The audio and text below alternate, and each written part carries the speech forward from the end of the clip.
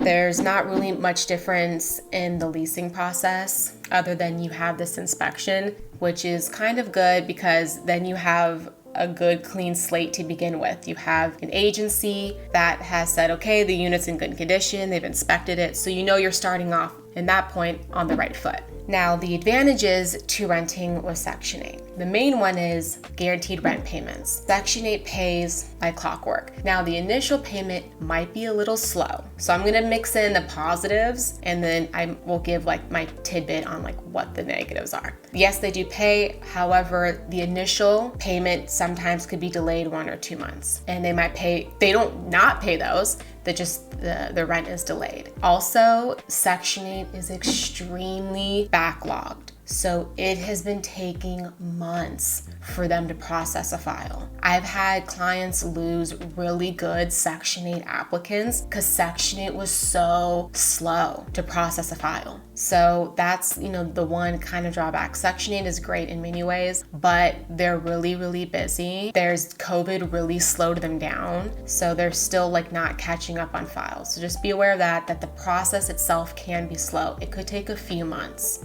I'll talk about further why sometimes that delay, while it kind of sucks, could set you up for having a really good tenant in the future or, ongoing. So yes, you have guaranteed rent payments. They pay every month on time. They also have ACH. So if you sign up for ACH, you get your rent on the first of the month or like the first business day of the month. If the first is like a holiday or weekend. Like time clock, they pay you. So that's really, really good. Every year they do an inspection. Sometimes it's every 2 years, but I've seen for the past 4 years that I've been dealing with Section 8, every year they do an annual inspection.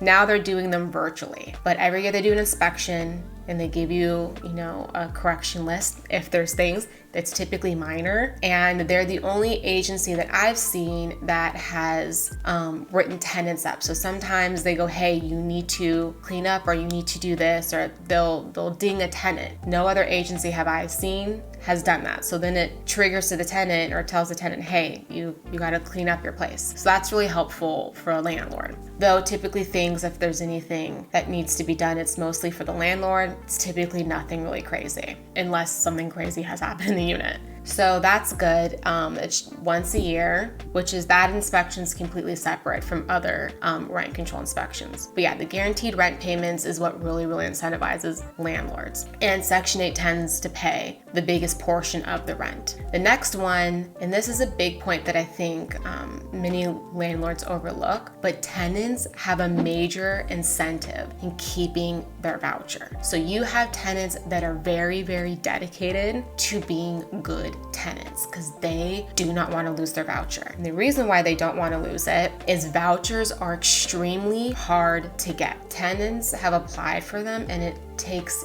years. Sometimes it even goes up to lottery. Like in LA, there's like a lottery system. So it's like random who gets a voucher and people will wait like 10, 15 years, I've heard, to get a voucher. So once they have a voucher, they really, really, really do not want to let it go. So they will do their part to make sure they turn in all of their paperwork to the advisor. They make sure that they keep their unit in good condition. This is going to segue into the next point. They tend to have a lower chance of unauthorized occupants. Now the voucher, it's very, very strict. Whoever's on the voucher is who can live in the rental. So if you start moving in other people, that triggers Section 8 to reassess the voucher. It's based on income. So if you start adding people, the household income essentially changes. Tenants tend to know that, so they don't usually have unauthorized occupants move into the unit. It's less likely because then it puts their voucher at risk because the program is going to go, hey, we're going to terminate your voucher because you're breaking the rules, which I'm going to do a little step back. I talked earlier about the leasing, there's actually 2 agreements that you sign.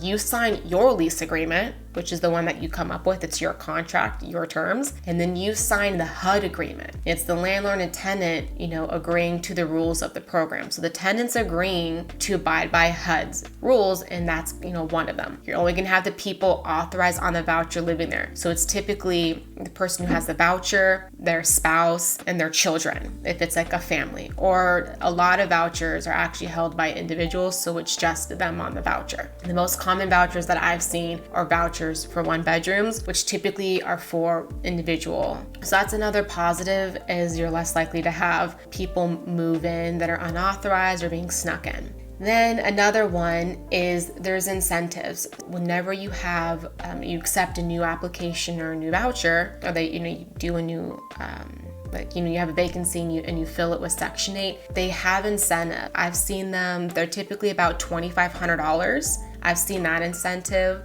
So it's a sign-on bonus. And I've also seen where there's programs in LA where if you do a Section 8 inspection and Section 8 goes, hey, you have to fix some things, but you, the landlord, can't afford it, there's programs that Section 8 works with that will give you like a grant, that will give you money to help you pay for those repairs so that you can get the unit passed and then the person can move in. So those are two incentives that I don't think many landlords know about, but they are bonuses. Usually, sometimes they might have the sign-on bonus and the repair one or the other. Sometimes you get both. You'll get a sign-on bonus, and then they might also give you the grant money to bring the unit up to compliance with their standards. So I think that's really great. Tenants have quite a few resources available to them to help them pay for their security deposit. If they need furniture, there's usually programs that help tenants pay for their furniture. There's programs that if a unit needs to be brought up to some sort of disability requirements because the tenant has a disability, there's programs that help pay for those kind of modifications to units. So there's definitely a lot of programs out there to help tenants pay that don't necessarily burden landlords, or they help cover the cost of things that landlords otherwise, would be willing to do, but couldn't necessarily cover. So that's the positives to it. Like any tenant, there's risks, like really any tenant. I mean, if you're a landlord, a tenant could be great or a tenant could not be great. That's just kind of the risk. I've noticed in the 4+ years that I've dealt with leasing, I don't think I've had very many Section 8 tenants cause a lot of problems. There's been a few, but there's also been a lot of non-Section 8 tenants that have caused problems. So there's this stigma that Section 8 tenants are, I guess they're not vetted enough, but quite frankly, the Section 8 program actually vets the voucher holders a lot. For one, it's a lottery. For two, you have to meet the criteria. And then once they have the voucher, again, they're really, really incentivized to keep it. Further, even if the person has a voucher, they still have to meet your rental criteria. So if you have certain criteria of your own, you can apply that. So you still get to vet them so long as it's legally compliant. You still get to vet the applicant yourself. So it's not that a lot of power is being taken away from you.